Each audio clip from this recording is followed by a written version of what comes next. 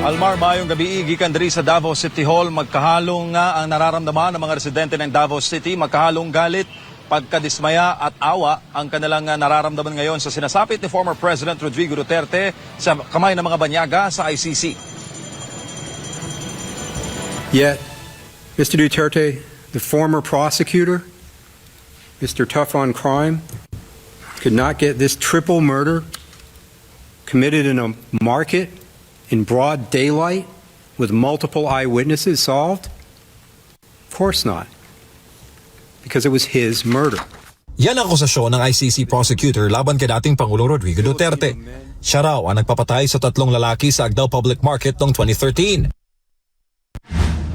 Dahil dito, binalikan ng SMNA News ang nasabing palengke dito sa Davao City. Ayon sa mga tindero roon, kilalang mga magnanakaw ang mga napatay at hindi inosente. So, yung 3 ma'am na naging subject ng insidente na yon, noon po yun na magnanakaw. Hindi po yun mga inosente. Talagang kilala yun dito sa Old Agdao Public Market na notorious na mga magnanakaw.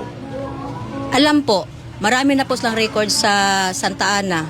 Hindi lang po mga tindahan, pati mga bahay inaakyat nila eh. O, hindi lang mga tindahan ang nagreklamo noon sa Nakawan, pati mga bahay-bahay din. Mga kawatan nito. May mga record talaga. Oo. Meron. Nakausap naman ni Aling Gina ang isa sa mga napatay. Saad niya, matagal na nila ito noong pinagsabihan na tumigil na sa pagnanakaw. Naniniwala naman ang mga tagapalengke na binalikan lamang ang mga ito ng mga taong ninakawan nila noon. Pero katumangod siya kay salbahis na siya. Grabe na siya. Lagi siya record, ma'am. Una na siya record. Kasi mga kawaton ma'am, Mga dili, kanang mga pareha compressor tayo lang gikawat diha. Oh. mga bugat na na. O mga compressor, mga laptop, mga kuan. O akyat bahay dito. Para sa mga Dabawenyo, paninira lamang ito ng mga banyaga sa kanilang dating mayor. Aminado naman ang mga residente na masama ang loob nila sa ginagawa ni Pangulong Marcos Jr. sa dating presidente.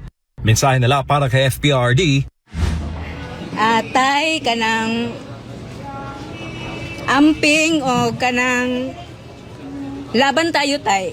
Namimiss ka na namin dito sa Davao City po.